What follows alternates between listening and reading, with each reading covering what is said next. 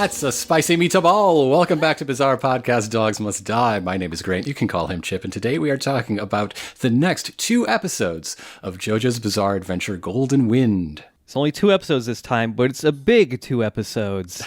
It's momentous. Yeah. It's the final mission from the boss. This is everything that's been happening for the last, third of the show. Mm-hmm. We meet the boss, sort of. Sort of. This is one of the rare episodes where it just starts immediately with the OP and no lead up to it, so you know something is different about it. Both of them do, and neither have the end credits sequence. Yep, they gotta get as much time out of these episodes as they can. So after the OP, the whole crew is taking their little motorboat through the canals of Venice, while Bruno is inside the turtle and is actually looking at this disc and the instructions contained within. Yeah. So, yeah, they slot this disc in. It contains a message from the boss that was written around the time they picked up the turtle, I believe. So there's all this preamble about, I don't know how many people are still after you. I don't know how many of you there still are by the time you read this. And giving his thanks and congratulations for making it this far. And while all that is happening, their boat passes beneath the Rialto Bridge, which is the oldest bridge over the Grand Canal of Venice, completed in the year 1591. And this message continues to go on to basically give them the final drop-off location for Trish, where the boss will be, and there's a whole bunch of rules they have to follow or else they're dead, basically. If failure to comply to the letter will be punished as an overt betrayal.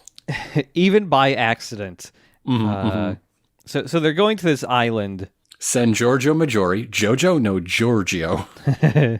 And so when they reach this island, there's this, big ornate building there, and there's a bell tower there. So only one person is allowed to escort Trish into the building and take this bell tower all the way to the top. There's no stairs. You have to ride an elevator to the top. You cannot have any objects on you. Phones, guns, anything. Empty pockets. Just like visiting a pulpo, I guess. Yeah. Yeah. Everyone else in the team has to stay in the boat. They cannot even step 1 foot onto the island. And one of the rules, I don't know why this is an enumerated rule, but one of the rules is that the disc is a tracking device, and so the boss is watching. Yeah. And I think they only have 15 minutes to do this. So if they linger around at all, they're dead. So they sail over to, it's sort of an outer island in Venice. This is the part of real Venice that I think is meant to be closest to Air Supply Island. Oh, so if shit. you want to call backup, come on. Yeah, who's hanging out there these days? Is it Loggins? Is he the dead one? I forget. Oh, right. Did Lisa have any more kids? Yeah, that's what we need. More on this weird-ass family tree. Sure, cool. So before we go farther, like I said, this episode is about meeting the boss, sort of. We will not see his face. We will not get his name. But he's going to talk to us enough that I think it's time we do actor notes for the boss. Yep. His English voice is Overhaul in My Hero Academia and various Freddies in the Five Nights at Freddy's series. Various Freddies.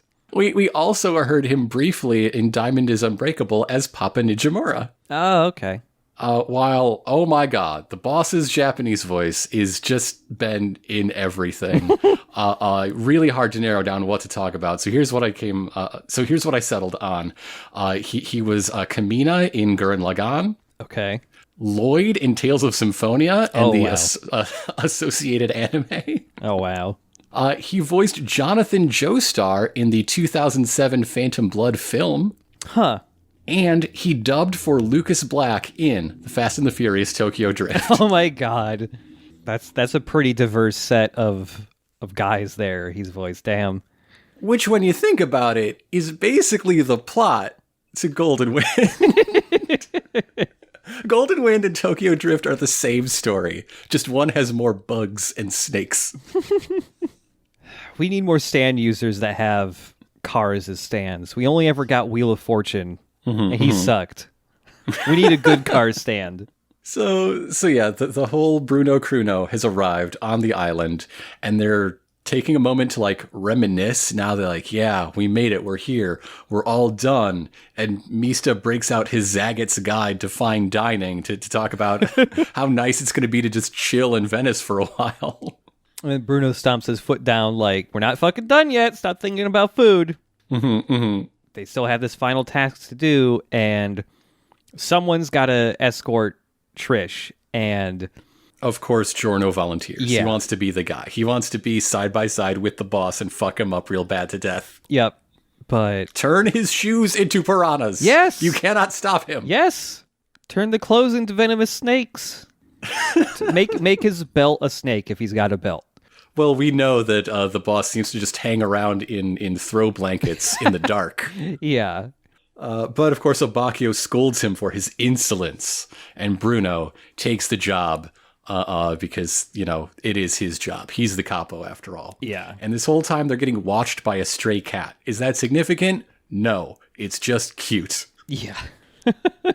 And yeah, there's a couple like knowing glances that both Giorno and Bruno give each other like, yep, this is it. Mm-hmm. Sorry that I got to go do this instead of you, but here we go.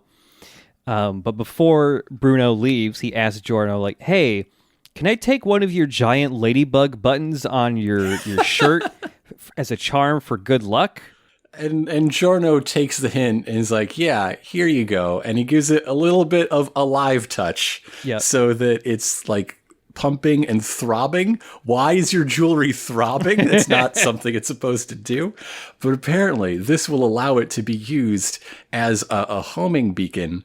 And in the future, in future scenes, Giorno will use Bruno's laptop to track him on like a fucking Dwarf Fortress ASCII ass map. Yeah.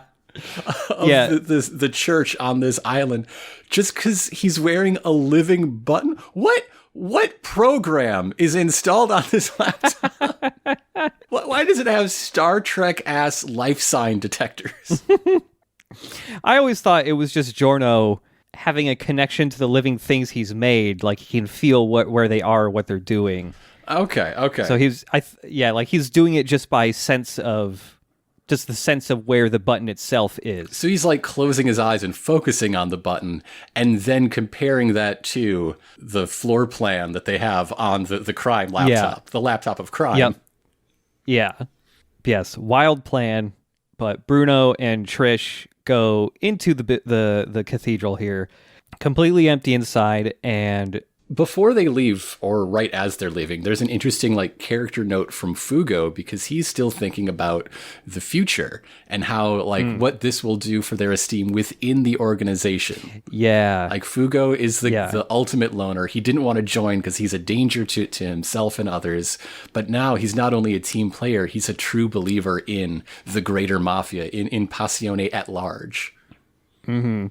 Yeah, as you get kind of a long extended scene of Bruno and Trish just kind of walking down the hallways and stuff, just in silence.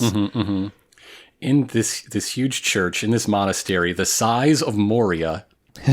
I looked up pictures of this thing. That's exactly right. The scale is correct. Oh, wow. Okay. They don't make them like they used to. So this building they're in, it was completed in the year 1610. However, the bell tower is a bit more recent. It was completed in 1791. Okay. Yeah, I've always forgotten to look up this building to see like if it was accurate, because we've had one or two instances in the past of these landmarks like being real landmarks, but just in the wrong place or like the wrong scale or whatever. When they are in areas open to the public, for which reference photos might be available, right, remarkably accurate. Yeah, they're walking deeper in, and they find the elevator. The doors have been left open. And like Bruno's checking everything out. And Trish is clearly not happy about the whole thing. Yeah, she is off in a corner, like just in a little ball, basically, like shaking in fear. Even up to that point, she's not anxious. She's not really excited. Clearly, like if she is a link to this boss who is so focused on anonymity, is he going to kill her? Will she be locked away forever? Yeah, Trish is very scared about what's going to happen to her next. And she voices those concerns, once they get to the elevator. Meanwhile, there are more cats that have appeared at the dock. Yep. They're just hanging out. They want fish. I hear this guy makes fish, and this other guy just shoots fish. You don't even have to catch him. And so Bruno tries to comfort Trish by trying to give her an idea of what might happen next, which is like, well, you're going to have to change your identity and your name, and you might have to get plastic surgery to change your face. Yeah, his assumption is that this plan is some sort of extreme witness protection program. Yeah. That's what he's been working on. That's the assumption he's been working on this whole time. Yeah. But he promises that she will be happy and like offers her a hand to stand up, and she slaps it away. Yeah. And she stands up and she's like, I'm not afraid of fucking nothing. Let's go. I don't need your help. Yeah, she just storms into that elevator.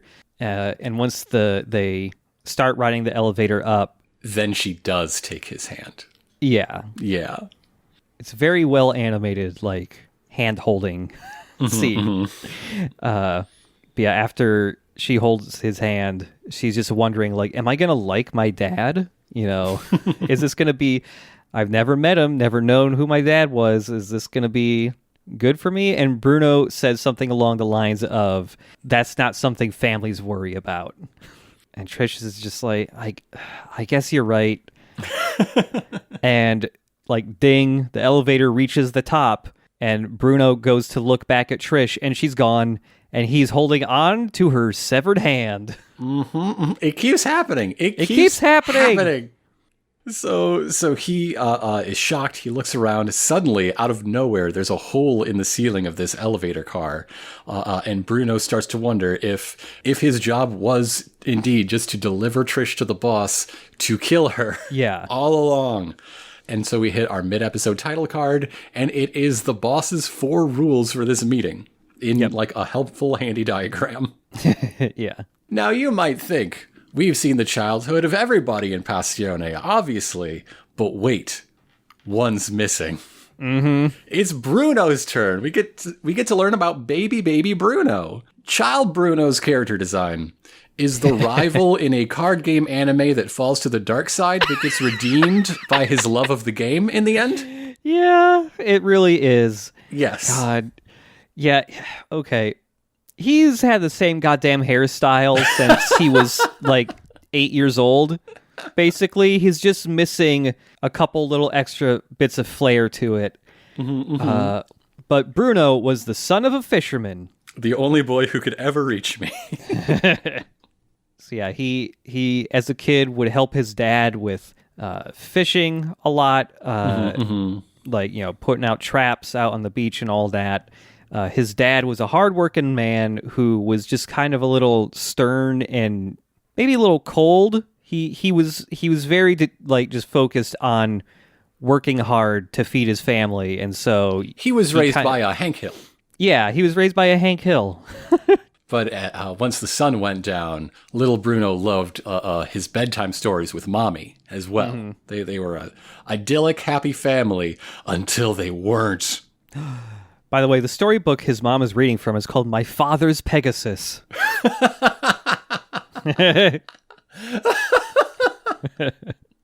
But yeah, when Bucciarati was 7 years old, his parents went through a divorce.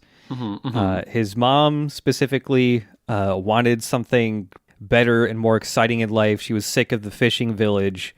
And so they ask Bruno to decide whether he will live the idyllic fishing village life with his dad or join Mommy on her discovery of self-realization in the big city. And Bruno chooses dad. And he thinks to himself, I'm going with Dad because Mom is strong, but Dad needs me. Yeah. Mom can definitely handle living her, like, Emily in Paris dreams alone. But Dad would be devastated by, like, Ernest Hemingway ennui without little Bruno. Yeah.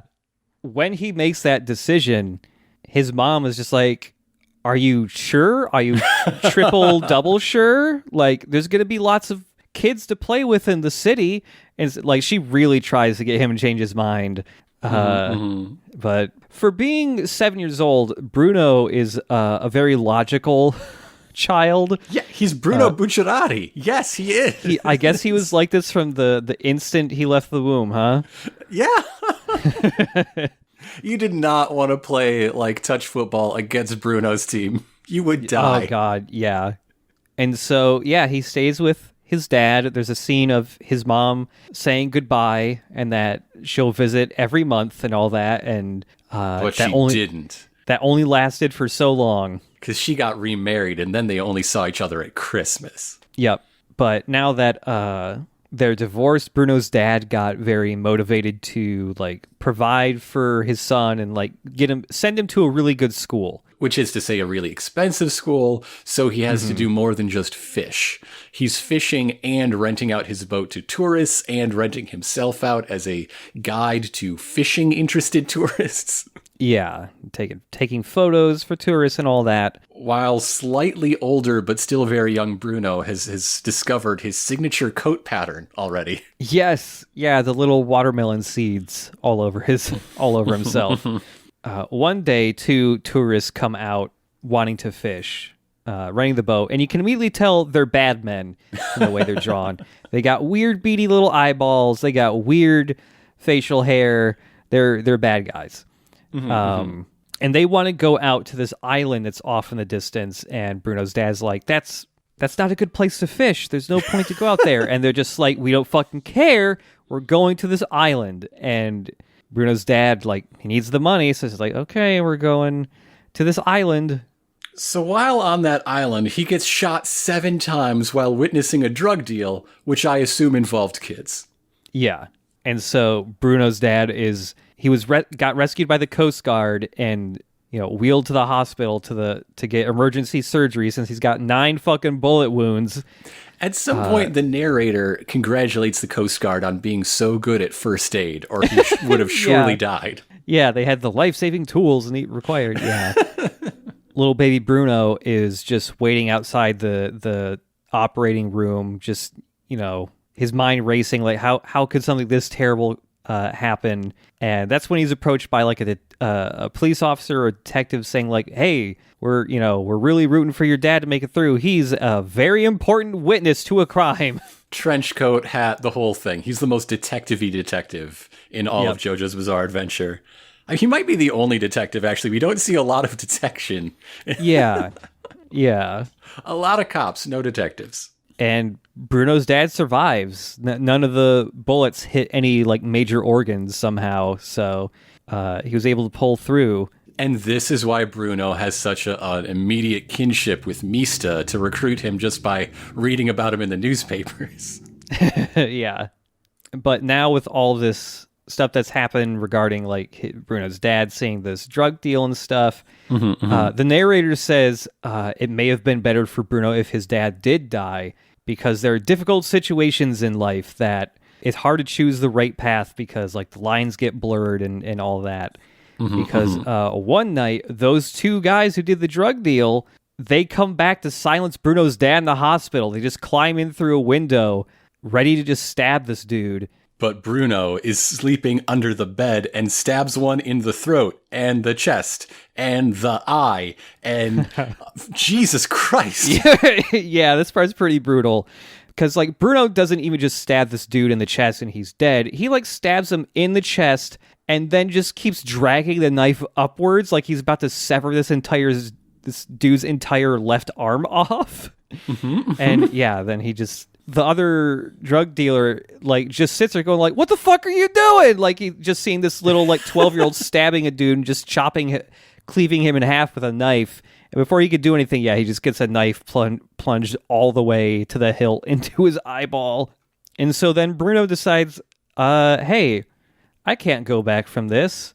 I can't trust cops. The only way my dad will survive and not get killed by different hitmen is if I go and get protection from the Mafia. Time to join the Mafia. So, of course, because he becomes an incredible rising star. He catches the eye of Polpo, and he climbs the ranks. This little tater-tot of a mafia boy, until 5 years later, 5 years into his organized crime career, his father does pass away. By the way, his suit he wears to like the funeral is basically just his normal suit, but inverted colors. So they're black with white watermelon seeds on it. I love it. It's very good, but he's actually wearing a shirt underneath it. This is a solemn occasion. He's actually got a shirt and tie on under there. But he never lost his moral core. Quote, Bucciarati despised the white powder of greed. Yeah. What a great thing to call drugs, the white powder of greed. Yeah. If that's not on the DARE curriculum, they are leaving things out. Oh, man. And so we go forward in time a bit until we see Bruno on another job, beating up a dude in an alley and noticing this dude has little plastic baggies full of the white powder of greed. And they're like falling out of his pocket. And Bruno goes like, hey, what the fuck is this? Drugs are essentially what killed my dad. And you're telling me the boss, who I love so much, is selling these drugs? I thought these were prohibited from selling in the Mafia. Turns out the Mafia sells drugs too. This is surprising to a guy in the Mafia for at least 5 years. Oh, man. That pisses Bruno off. He feels betrayed by the boss. And there's a bit here where in his rage, he crushes one of these bags of drugs, and it sends the powder flying everywhere, and it completely covers the screen, and that's our transition back to the present. A cocaine wipe. So yes, between the betrayal of joining the narcotics trade back then and now delivering Trish on a silver platter for murder now means fuck the boss forever, fuck him, just fuck the boss. No bosses. Yep. Quote, this is the second time you've betrayed my heart. Yes. And so he punches a zipper open in the floor of the elevator, and he's able to spot like the shadow, the silhouette of the boss, like riding down a rail in the elevator shaft down to the floor below, and he's got Trish with him. He really just assumes it's the boss, and he's correct, but at this point, as a viewer, there's no reason this couldn't be Gothchester. There's still one more assassin out there. Yep. And so he spots this guy, and he takes the ladybug button from Giorno, and he just drops it down the shaft, and it sticks to the boss's butt. Yes. So Giorno is tracking his ass, quite literally. And so Bruno is thinking out his next move and like, the boss still assumes I'm loyal to him, just as long as I assume he didn't hear anything I've said out loud over the last few minutes. Yes. Yeah. Wow, that's a loud-ass motorcycle outside. And so, he begins to pursue. There's a pretty good way he descends down the elevator shaft. Like, there's a big, cable running down, but he doesn't grab that with his hands. He puts a zipper on it and grabs onto the zipper pole and unzips himself down the cable and, starts zipping through walls and stuff. And he finds there's like a little cupboard that's slightly ajar. When he opens that, he sees a hole has been punched through that leads to a stairway. That leads down into the crypt beneath this cathedral and monastery here. Yeah. So he uses his zipper to like take a shortcut ahead, get down faster than the boss can get down just, walking down the stairs. So in this crypt, it is dank and dark, and there are just big pillars everywhere regularly. And so Bruno is hiding behind one of these pillars that's something like 8 feet in diameter. They are huge. These are huge pillars. And yeah, he's specifically hiding at the very top of it because there's like a little outcropping he can stand on. And so the boss gives him one last warning. He knows he's in there. Like, you walk away and I will let you walk away. That's all you got to do. And Yep. Bruno doesn't listen. This is when he like affirmatively like crosses the line. This is the no take backs Yep. moment when he sends out Sticky Fingers, and it's fucking great. Yeah, it rules. And so, yeah, he comes around that corner, throwing out a big punch with Sticky Fingers. And as he's doing that, where the boss was, he was holding on to Trish. Now Trish is just there, and she's fallen to the floor. Mm-hmm. And as his Sticky Fingers like punch becomes fully extended, a set of hands just appear from behind the other side of the pillar and grab Sticky Fingers' arms or arm and just starts pulling it, like trying to break his arm off. Yeah, trying to bend the elbow the wrong way, using this pillar as like the pressure point. But Bruno's prepared for this. You can't beat him quite so simply. He punches himself in the arm to unzip it, so the pressure is relieved. Yeah. And then punches the pillar itself in a couple places to unzip a huge giant disc that probably weighs at least 2 tons to slide down and crush this unseen assailant. Yeah. And he goes to check on Trish. He zips her severed hand back onto her arm. And as he's doing that, the boss begins to speak again. And before he can even get like a full sentence out, like Sticky Fingers is punching every pillar that's nearby, chopping up, unzipping more discs out of it to like remove any cover this guy might have. But he's just nowhere to be seen. I like the boss's monologue here because he's just musing aloud, wondering what reason Bruno could have for this betrayal. And every idea he comes up with is some sort of personal gain. Like he cannot conceive, or at least he doesn't want to say that he can conceive of like, no, people who murder their own kids are bad and they should be stopped as just a matter of course. Yeah. And so, he says all of this, and Bruno just says, hey, when Trish wakes up, I'm going to tell her dad never showed up. And the boss is just like, why do you even fucking care about her? She has nothing to do with you.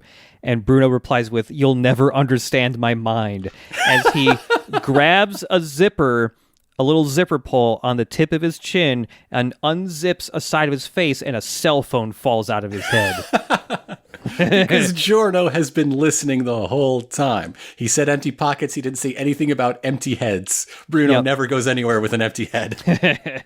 And so, yeah, Giorno is tracking the boss. He immediately tells Bruno where he is. Bruno punches the pillar the boss is hiding behind, and you just barely get to see his face. Giorno advises caution, which is also advice Bruno doesn't take. Yes. Yeah. And so he lands his big punch rush on this figure behind the pillar, but it's not the boss. It's himself. Ah! Yes. Bruno sees himself in front of him, and then as that happens, slowly the version that we thought was Bruno throwing out those punches fades away, and the Bruno that he was seeing is the real one all of a sudden. And this is when we see the boss's stand looming behind Bruno. And we get it named. This is King Crimson.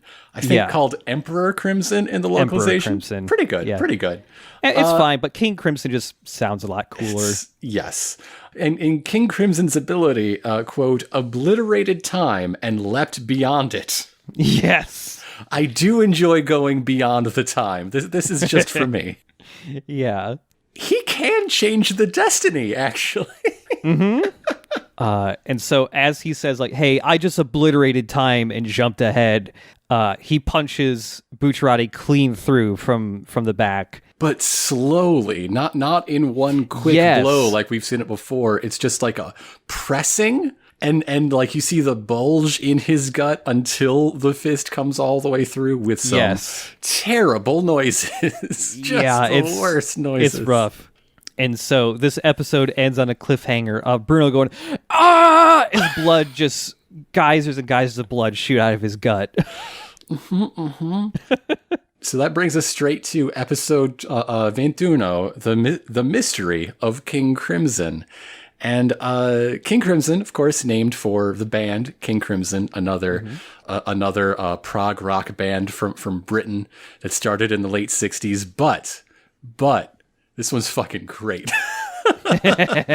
Yeah. I really enjoyed my listen to King Crimson this week. 21st Century Schizoid Man, banger of a song. Hell yes. Yep. Describing what King Crimson looks like. Okay. Yes. Okay. So evil clown. kind of. Like, yeah, evil Renaissance clown. He is primarily red, but with like white diamond crisscross patterns, very, very like Harlequin style. Yeah, and he's got evil little beady eyes that are very far apart. Because I guess the most prominent feature, is that his face has a second face. Yes, there is a smaller, angry face on his forehead. Okay, so take the screaming face from the King Crimson Epitaph like album art, face, and just put it on King Crimson's forehead. Yeah, that's the face. Yeah, imagine the forehead jewel on a typical Gundam face, but you make it like lime jello green and move it a little farther down the forehead, and that's a face now. Yep. King Crimson always has an angry grimace going on. His teeth are always exposed. And yeah, otherwise he has kind of like some small bits of like gray armor on, like shoulder pads, like knee pads, stuff like that. His torso is honestly kind of segmented like the torso on some more posable action figures would be, where the chest is kind of resting on top of a torso underneath it, and there's like, that kind of thing going on. But yeah, evil clown is kind of close. Renaissance clown. It's got no nose. It looks so evil with no nose. Neither face has a nose. Nope. But yeah, this episode starts immediately with the OP again. We start with some happy time music, actually. yeah, because we got to find out what's been happening in the motorboat. Meanwhile, all the action's been happening, and the boys are just being boys. They're fighting over chocolates. Narancia and Mista, are arguing over a box of chocolates, while Giorno is tempting fate by sitting on the steps. He is not on the boat as ordered. Yeah. So this is just minutes before the fight starts between the boss and Bruno. And Giorno is already tracking, like, sensing where the ladybug brooch is going while looking at this floor plan. Yeah, he knows he got dropped on a butt. Yep. So Fugo is asking for Giorno to hand him a bottled water while also chiding him, be like, you got to stay on the boat. Rules is rules. But very suddenly, the chocolates are in Narancia's mouth, and the water bottle is in Fugo's hand. Yeah, and Giorno's is very confused. Like, I do not remember giving you that water bottle. I just literally picked it up. And Narancia does not remember eating the chocolates. In fact, before he realizes his mouth is full, he sees the empty box and is like, Mista, what'd you fucking do to these chocolates? Yeah. And then Giorno looks at his hand and like his lap, and there's little kitty paw prints all over it because the cats that have been in the background for a while, they have somehow moved all the way to the end of the pier where they're eating a fish. So I guess the cats were important. I take it back. We all love the stray kitties. And he remarks to himself, something bizarre is going on. Wow, he said it. Whoa. He said the line. He said it. You want to know what's really bizarre? What? In this moment, Narancia is a chocolate orange. Whoa, you're right. Never thought of it that way. And so when Giorno says, like, hey, there's something bizarre going on, he gets off the boat and gets onto the island again, onto the pier, and Abacchio goes like, hey, dickhead, what did we fucking tell you? And he goes to reach out and grab Giorno's shoulder, and as, like, in the middle of his sentence, he jumps from being on the boat to being all the way over at Giorno, grabbing him by the shoulder, and he's just like, what? And like when that happens, there's like a very quick like glitch effect over the entire screen as everything is suddenly a couple seconds ahead in time. And this is when Giorno goes, "Oh fuck, Bruno." Uh-oh. So he rushes forward. We're hearing Giorno's side of the phone conversation. You know, I see him behind the pillar. Bruno, be careful. Wait, don't. But as we know, Bruno, wait, does. And so back in the present, with all this time skipping, Bruno turns his gut hole into a zipper. There's still a Stan's arm through it, so he's not doing this to heal himself, but instead to anchor King Crimson to his body by like gumming up his arm in the teeth as a grip. Yeah, and so that he's able to use sticky fingers to elbow King Crimson in the ribs a couple of times.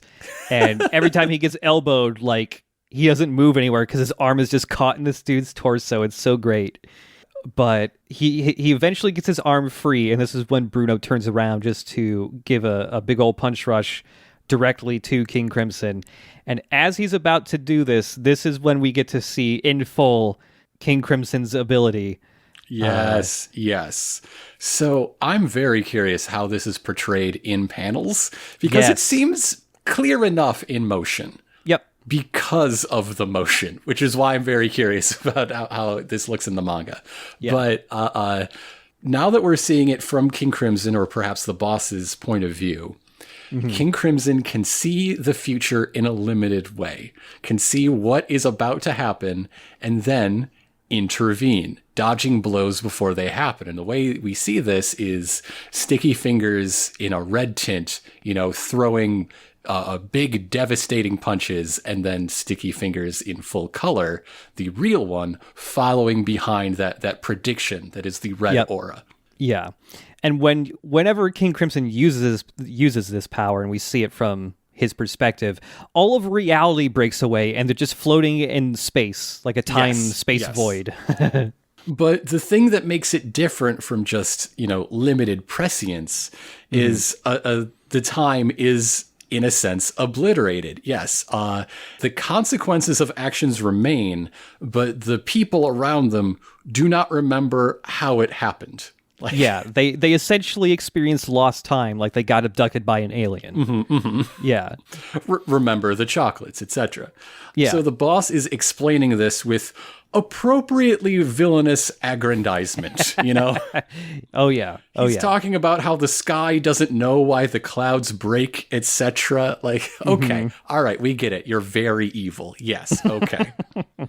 So yeah, he simply just walks around Sticky Fingers and Bruno and watches them, you know, punch in slow motion, and simply just gets behind Bruno so that when time like resumes, quote unquote, Bruno is just punching empty air and is very confused why he's punching that direction. And he gets karate chopped so thoroughly.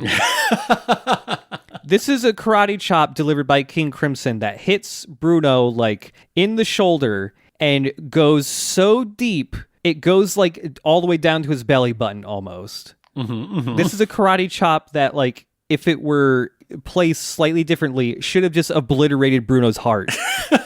Like, well, he unzipped his heart and put it like in a lockbox somewhere else entirely. Yeah, he put it in his face. I love that Death Cab song, I Will Unzip Your Heart. So yeah, Bruno just collapses to the floor because he just got almost split clean in half. King Crimson's ability is so cool, though. Okay, so King Crimson, for a long time, there's still a running joke that King Crimson is the most confusing stand ability because, for the longest time, the only way you could read Part 5 was that really not good fan translation, which led the explanation to his stand ability being the most confusingly worded thing ever.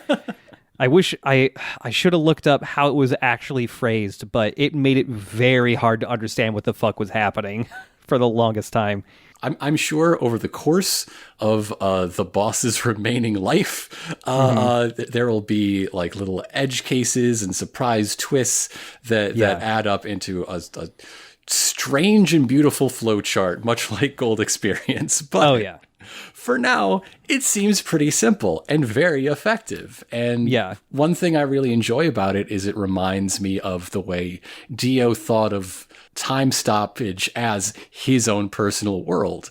Because while King Crimson's ability is active, the boss is the only living person in the world. Yeah, like, it's never really said what the range of this ability is, but it seems like literally the entire universe experiences lost time whenever he uses this. Really fucking cool. But yes, as Bruno is collapsed to the floor, when he got karate chopped, that also caused the little ladybug brooch that was stuck to the boss to fall off. Yes. So now that Bruno is down and Sticky Fingers is also therefore in no shape to fight, the boss shifts his focus to the real goal here, destroying Trish Una. Yeah, he gets ready to also just karate chop her into oblivion. He feels his blood connection to her and is like, well, if this exists, you can probably feel it too, so you gotta fucking die. And he walks over and he gets zooped up into the brooch like a Ghostbusters trap. Yes, because Bruno didn't just give that little ladybug button life in a vague sense. He specifically implanted it with cells from Coco Jumbo, the turtle. And so that this button also has a Mr. President. Yes. There's two Mr. Presidents. We're at a G8 summit over here. Yeah, Giorno, if he has the cells of a stand user, can apparently replicate stand powers temporarily, which is wild. But yes, he activated the brooch to turn into Coco Jumbo and suck up the boss. A Mr. President proximity mine. I'm pretty sure you're not allowed to say Mr. President proximity mine. Uh-oh. I can hear the guys coming up the stairs already. And so yes, the boss gets sucked up into Coco Jumbo, and as he's getting sucked up, he just goes, "What is happening?" So this emboldens Bruno. It acts as a balm unto his soul as he stands up and says to himself, "That man never ceases to stoke the courage within my heart." And so, like, he unzips the floor and Faux Jumbo falls down into a very fast-moving sewer to get flushed away, far, far away. And he places Trish under the protection of his own mandate. 3 steps from death, he is still vowing, like, that now this is my responsibility, my girl. Not as an agent of Passione, but as me, Bruno Buccia fucking Roddy. Yep. And so Bruno can barely move, but he's grabbing Trish and slowly dragging her along the floor as he can't even, like, stand up all the way, trying to get her up the stairs. But as he's just a few steps up, oh shit, there's King Crimson again. Because like he knows how the turtle works, so he just jumped out of the turtle and used his powers to get back here pretty quick. Just jump right outside a Coco Duo or whatever we're gonna call this thing. Yeah, King Crimson's just like, you're not gonna fucking get away from me. He goes in for a punch, and as he's like talking to Bruno, we can see that he's like secretly unzipping and unraveling one of his arms into a hole he has unzipped behind him in the stairs that, just from the perspective of the boss, he can't see. What if you took Metal Gear Rising and you turn it into the Bruno game? Oh, man. You're not slicing everything, you're unzipping everything. Oh, man. That would be cool as hell. It would be so good. It would be cool as shit. Bruno has a really good moveset for an action video game, man. Right? Like, I want to play as Bruno in a game. God, there'd be so many good traversal mechanics and shit. Yeah, like, it's perfect. Mista 2 would be really good in a game. Oh, yeah. The idea of, like, puzzles in a scripted game, in, like, an adventure-style game, limitless for Moody Blues, and also Gold Experience, really. Oh, yeah. There's no immediately apparent way, at least, to do Gold Experience in, like, a character action game that doesn't make you think, like, this is only, a quarter of Gold Experience? Yeah. But as puzzles, absolutely. Even the Rancha could work pretty good in a video game. Oh, hell yeah. Like, that's the shooter sequence. That's your Soliton radar function. Like, So, by the way, there all of Part 5 actually got adapted into an action game on the Dreamcast. Okay, all right. And it's basically just a series of boss fights with tons of cutscenes. Well, yes, that's what JoJo's is. There's no mooks. There's no minions. But it's like kind of a janky game, but it looks really good for the time. Like it's just like a cel-shaded hand-drawn textures to make it look like the manga, and it holds up really well visually. I forget if there was a English version or if there was just a fan translation patch or whatever, but it's easily playable. Maybe we should check that out sometime, actually. So once again, our hero and our villain are facing down one another on opposite ends of this staircase. But Bruno's got something up his sleeve because he's figured out how King Crimson works, because he's been hearing monologue after monologue about how King Crimson works. Yep. And his confidence comes from the fact that a peep forward is actually not that big a deal. This is a stand that is remarkably weak to JoJo's trick. Yes, because you can see like literally physically what's going to happen, but you can't see the intent behind the actions. Really, you can't see what might be hidden behind what's going to happen, slightly outside your 5 to 10 second window. Yeah. And so, like, what Bruno has been doing, he's got this hole sneakily unzipped behind him. He's unraveling one of his arms into this zipper hole because there's another zipper hole to the left of the boss that he is not aware of. And he uses these two zipper holes to basically do like a portal puzzle move. So his unzipped arm goes into one zipper hole and comes out the other so that it can do a surprise punch from the side. A surprise rocket punch out of a portal. Yes, yes. And it actually connects. It hits King Crimson in the jaw, but shortly after impact, King Crimson, activates his ability. He steps out of the way, and he can see the arm, the rocket punch, is just going to harmlessly fly out of the way and hit a stone pillar and cause it to unzip. And deliver this massive, massive zipper that would have cut him in half. And he's like, whoo, almost got me. That was a close one. Too bad I'm fucking invincible. And Bruno's like, guess what, asshole? I was trying to put a giant zipper on this wall. Yep. And lift out of it like a fucking zip line, doing his elevator cable move in reverse to go vertically up through the ceiling into the monastery proper. Yep. So as Bruno, pulls himself all the way up the pillar and jumps through the hole in the ceiling and zips it up, King Crimson is just staring in rage, and what a face it is. And at this point, Giorno has finished his race inside to find them, sees them like lying down, both Bruno and Trish in a bad way. So he finds them. He stuffs something into Bruno's gaping hole. I know what I said. Shut up. But it might be too late because we're seeing the soul mist. Yep, soul mist. The zippers that Bruno had created on the floor and around Trish's arm disintegrate. His eyes fade. There's a fly landing on his face. He's dead, Jim. That's the end. Yep.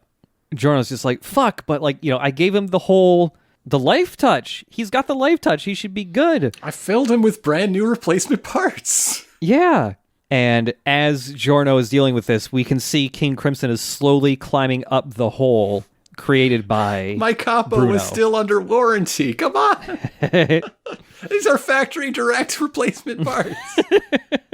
The relationship Giorno must have to life. Like after this double jumbo move, after he figures out cloning, there's definitely a second Giorno like back at his dorm that he just uses for spares, right? There's gotta be. It's the Giorno he makes to do his homework for him, yeah. Like he's got to have a completely different sense of selfhood and what the relationship to his own body is from any person on Earth. Oh yeah.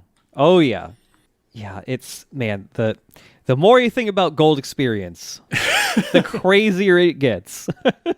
Yeah, he's just like cradling Bruno's body like trying to wake him up. And this is when you see Bruno's soul floating in the background. Yes. Telling Giorno. It's the first ghost of part 5. Mm-hmm. And the soul of Bruno is just telling Giorno, like, just grab Trish and get out of here. And like Giorno looks behind him like, what? Did I just fucking hear the ghost of Bruno? What the fuck? And that's when Trust the Force, Luke. Turn off your targeting computer. Yes. Yep. And that's when the real Bruno wakes up and reiterates what he just said.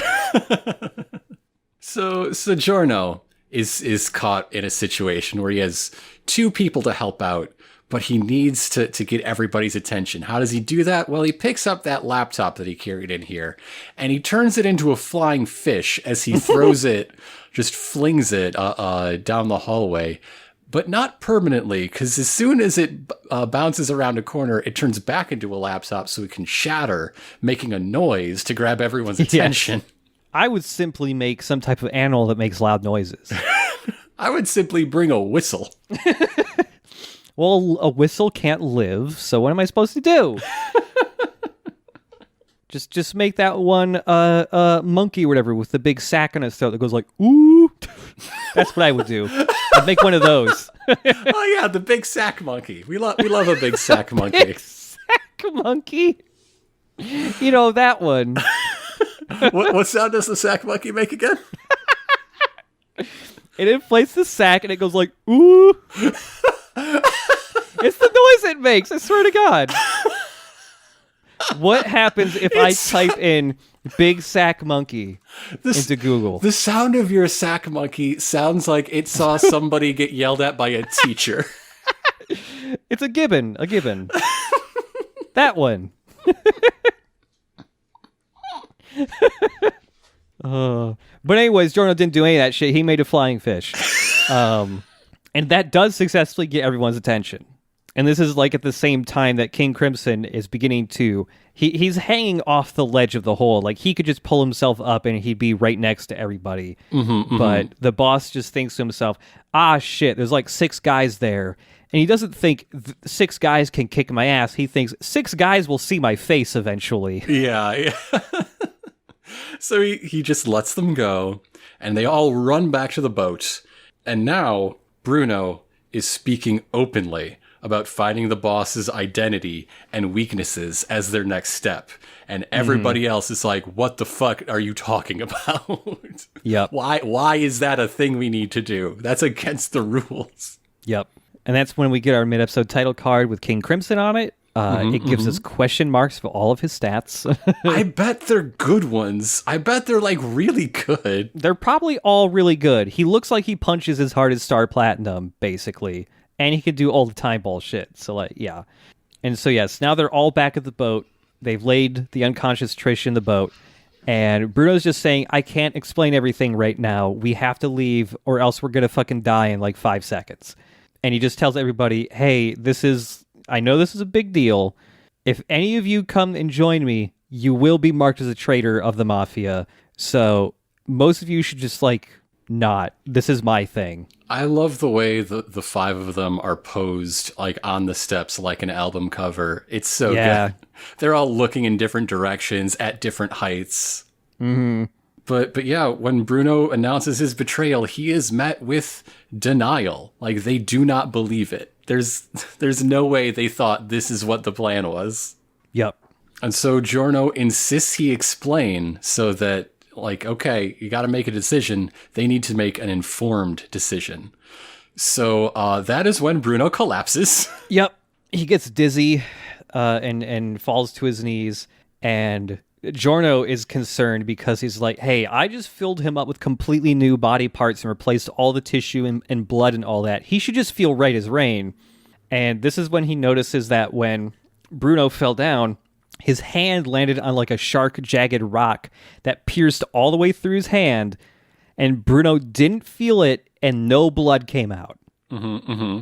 Like, now I'm wondering if he zipper traded body parts at some point. Or, I don't know, maybe King Crimson's other ability is the second head crawls inside you or so. I don't fucking know. Anything could have happened down there. Yeah. But Giorno's very confused and, like, concerned about the state of Bruno right now. And so now we have what's honestly a very emotional, dramatic scene. It's just everybody laying out like what they believe in and what they are and aren't prepared to do. And Bruno just comes clean like, hey, I can no longer serve a daughter murderer. It's just not what I'm about, guys. Yep. He's like, yeah, if you want to defect, if you're down with that, get in the motorboat. And everybody turns their back on him. Yeah. And so Fugo, of course, is the first to speak, and he is taking the logical approach as always. Passione is too big. It is too powerful. The only way to be safe and not live like a hunted criminal for the remainder of your very, very short life is to stick with them. And hey, we do really sleazy, nasty, violent crime all the time. What's one murdered daughter compared to everything else we do? And Bruno doesn't have an answer for that except it just is. Yep. This is Bruno's line, basically. So Abacchio goes to sit down on like one of those little posts he tied the rope to on the pier. And Abacchio is saying like, hey, I never explicitly pledged my allegiance to you, Bruno. I pledged my allegiance to the Mafia as a whole. Yeah, my loyalty is the biggest, strongest, most powerful hunk of daddy. Thank you very much. I love authority so much. But then he says, on the other hand, you guys are basically my family, and without you guys, like, I don't got shit. And so Abacchio is the first to get on the boat. Again, just like Fugo, we're seeing so much change from where they were in their flashbacks through this life in the crew. He's now like, yeah, I'm a rule breaker. Fuck yeah. I'll go back on my word if I want to. Hell yes. This is so liberating for me. And like when he gets on the boat, he basically says he can only rest or like feel comfortable in life if he's with Bruno. Yes, like, damn. The man that made him whole again. Yeah. Yep. So Mista, no question where Mista's going. He is on that boat for the gamble. Because if they come out on top, there's a whole lot of money and a whole lot of power going to be up for grabs. Oh, yeah. He wants to get in on the ground floor of this. But Narancia, sweet baby Narancia, he can't choose. Yep. He can't choose. He needs to be told. He's asking for an order. And Bruno's like, no, the best I can do is advice. Stick with Fugo. Yep. Yeah, he does say, like, this isn't your fight. You should probably, not get on the boat, but it's up to you to decide your fate in life. There's a very important difference in the adaptation here. There's a line that was dropped from the manga that I think is very significant. And around this point is when Fugo in the source material points out they've only known Trish for 2 days. Yes. No wonder they're all insane. They've been driven mad by sleep deprivation. Yeah, that gets changed in the adaptation to be like, well, okay, first, right before that, Fugo's just telling everyone who's gotten on the boat, like, you guys are insane, you're going to get killed, and all of this. Bruno just responds with, that may be so, but I cannot lie to myself. I have to live my truth. And this is when they start up the boat and they start driving away, leaving Fugo and Narancia behind. And this is, when Fugo says, this is insane. This girl you just met, you've barely spoken to her. You don't even know what music she likes. You gotta remember, they're like 17, 20. That's true. It's a big, important part. It's a huge deal. Yeah. And so, as they're just like sailing off into the distance in this strange, newly hostile world, Bruno says, our departure will mark the beginning of our lives as traitors to the Mafia. Yeah. And poor Narancia, staying on shore. He's not sure like Fugo is. He's still like shaking, and he thinks back to everything he knows of Trish, someone who he has exchanged no words with. Yep. They almost stabbed each other that one time. That is fair.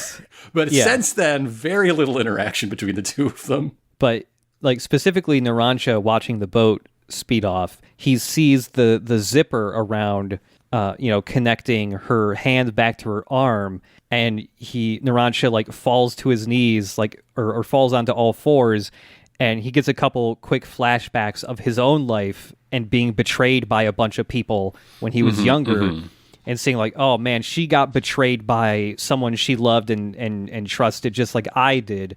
That's horse shit. I cannot let this stand. And this is when he jumps into the water and starts swimming really fast towards the boat. It's really good. And Fugo gets like his last line here, seeing himself as the only one with even the smallest ounce of sense, quote, I won't be a righteous idiot. Yeah. Man, it's tearing me up inside. Yep. So yeah, they stop the boat, they let Narancia get on, and they speed off together as the new group. We've lost Fugo, who has stayed behind. Right at the very end here, as the camera pans out onto the city, we hear the boss, or we hear a phone call where a person named Squallow is being told, like, hey, we've got some traitors in the Mafia. Their names are, this, and this. Get some guys out to kill these dudes. Direct order from the boss. Dead or alive, yes. We haven't even finished the first crew. There's still one guy left out in the wind somewhere. And now there's one member. And now there's a second crew coming after him. And that is the end of these 2 episodes. That's it. That is episodes 20 y 21. Man, this part really is big swings, all or nothing. At least the way we're cutting it up. Because, like, I think we said this off mic, but I would have enjoyed the Jacchio fight much more if it wasn't tied with, in our format, for our purposes, the babyface fight. Right, yeah. But, that's the way it worked. And, in my memories, in my heart, it's still too bound up for me to think of it as its own distinct thing. But now this one, which is distinct, which does have that separation, this is the good shit. This is absolutely the good shit. Oh, yeah. These 2 episodes are really good. The whole final bit of just the whole team dealing with, like, hey, we're traitors now, who wants to join, is really well done.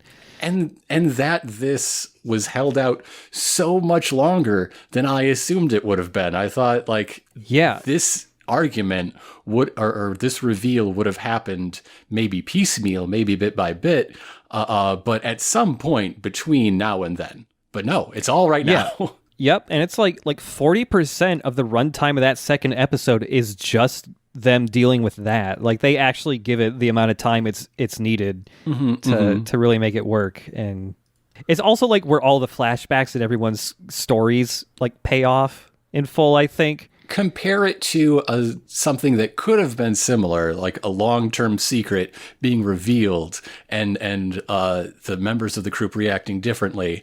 Avdol's actually alive, by the way. Yeah. Completely different sense. Completely different. Yeah. This, like, respects that. Frankly, I'm surprised, and maybe it says something about how much they all believe in Bucciarati, that no one had, like, no one voiced a personal offense at having the secret kept from them. They just like, I get it, I'm with you, or I'm not for X, Y, and Z reason, instead of, you fucking lied to me for how long? Yeah. And maybe that'll come up later. I wouldn't be surprised if it does, but even if it doesn't, I understand it because they're all so very loyal to Bruno. Yeah, there's just a lot that's done really well. Even though Trish doesn't get a lot of actual, like, lines in this, she still gets some good character bits here, right before the elevator and on it. I really like the fight with King Crimson. That's really cool. It's kind of cool to actually get a real fight with the main antagonist now, rather than always having to wait until the very end for that to happen.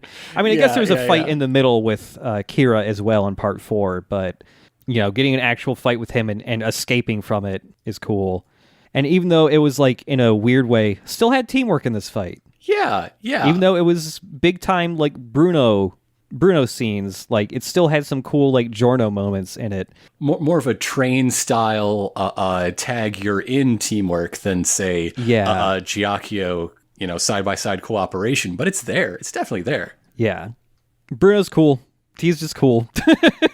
Bruno's incredibly cool. Like, I was thinking about this earlier, just the way that Bruno and really the team in general, but we've seen it most from Bruno and also Mista, the way they are ready to destroy themselves Yes. for their goals. I realized I wrote a game about that. That's what Last Shooting is, available now on itch and DriveThruRPG. But if you are playing that game, and if you are playing to win, particularly in the third scene, the way to do it is to absolutely wreck your own shit so bad. and the way it works in Last Shooting, though, is that is meant to like be part of a character change. Your pilot will be a different person from when you started and when you finish playing the game. But in Golden Wind, it's like, no, that's just who they are. That's Bruno being even Brunoer, you know? Yeah. Like, one of the real standout differences from every other part is just how willing these people are to fuck themselves up to win. Like, in part 6, from what I've seen of that, there's a bit of that for sure, but the part 5 lads are on a different level. Like, they will just annihilate themselves. It never stops for the rest of part 5. Like, Mista will constantly shoot himself to win. And yeah, I think these 2 episodes are really a nice point in the story too, where it's like we've essentially gotten like the Stardust Crusaders style stand user of the week, you know, trying to get to the main guy journey. You go somewhere and there's a guy waiting there to kill you. Yeah, and like... And it's so regular, it's so constant, to the point that the train fight feels like an exception because they weren't lying in wait. They just happened to arrive at the train the same time. Yeah. And it's like, we're still definitely getting stand of the week for, you know, the rest of the series too, but it's going to feel a little different now just because we've had this big turn in like the actual goals of the group as a whole. Yeah, now they're being honest with each other. Yeah. Now they're open. And like they're even more on the run now because it wasn't just a single group of freaks out to get them. Now it's literally the entire mafia. And so it's like it has a different feel to it. Spearheaded by this new group of freaks on the Revolver Ocelot phone call, I'd imagine. But yeah. Yeah. So yeah, there's a different feel to the story after this point because things are even less safe for them now. They have literally no backing from anybody. It's just them on their own. And I appreciate that like twist to the setup at this point. Because we're essentially roughly halfway through the story now. Yeah. Ish. Yeah, because it's 39 episodes. We've crossed the halfway point. Yeah. I'll probably save it for later episodes. But there were some plot elements around this point that Araki originally planned for and then decided to cut by the time he actually wrote this section. Okay. And there's still like a little bit of leftover bits from that, like still remaining in the story that when you look back on it, it's like, oh yeah, he may have actually been trying to do something with that, but then he changed his mind. It'll be interesting to revisit these 2 episodes a little bit later on, yeah. But first, next week, we're going to be back with the following 2 episodes. That's the G in Guts and Clash and Talking Head, episodes 22 and 23. Hell yeah. I remember, but it's been so long to see them. They're almost essentially going to be new to me. So I'm very excited to see these again. Oh, and I think next week is when we get our new OP finally. Ooh, exciting. Yeah. I am looking forward to this new status quo, new opening. Always fun to have hints of what's to come beyond it. And yeah, maybe now that there's one less guy in the van or boat or turtle or train, I'm hoping that extra air is taken up by Trish advocating for herself a little more. Yeah, totally. But yeah, until then, see you next week. To be continued.